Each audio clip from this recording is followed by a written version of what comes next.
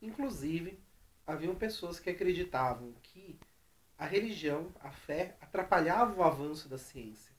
Seria necessário que quanto mais as pessoas deixassem de acreditar, deixassem de seguir uma religião, mais rápido a ciência avançaria. E tinha inclusive justificativas para isso. Basta olhar para a época da Inquisição, onde vários cientistas foram perseguidos, por exemplo, Galileu Galilei, e isso acabava trazendo uma ideia que a igreja atrapalhava o avanço da ciência. E muitas vezes a igreja, inclusive, causava repercussões éticas e discussões a respeito da possibilidade de algum avanço científico, como a gente vê até hoje em dia, por exemplo, no caso das pesquisas com célula-tronco. Essa época do cientificismo positivista é a época que a gente vê, por exemplo, Júlio Verne.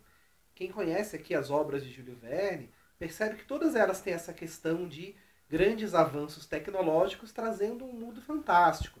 Desde você poder viajar às maiores profundezas do mar, volta, volta ao mundo e assim por diante.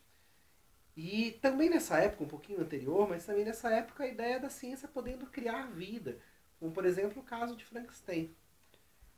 E essa ideia de positivismo cientificista, desse alvoroço causado pela ciência, vai ficar muito forte até o final da Segunda Guerra Mundial, quando, com a invenção das bombas atômicas, vai ficar bem claro que a ciência tinha não só o poder de conseguir criar coisas, mas também o poder da destruição. Logo após as duas bombas atômicas, a gente tem na Guerra Fria, que se inicia logo depois da Segunda Guerra Mundial, uma distância muito grande da possibilidade da ciência trazer a vida eterna para o ser humano. Já a maior parte das pessoas não acreditavam mais nessa possibilidade, ou se acreditam numa possibilidade muito distante, para gerações muito futuras. Mas sim estava muito claro na mente das pessoas a possibilidade do poder trazido pela ciência destruir o mundo. Era a primeira vez que o ser humano tinha a capacidade de destruir o próprio planeta onde morava. E aí esse alvoroço da ciência começa a ser deixado um pouco mais de lado.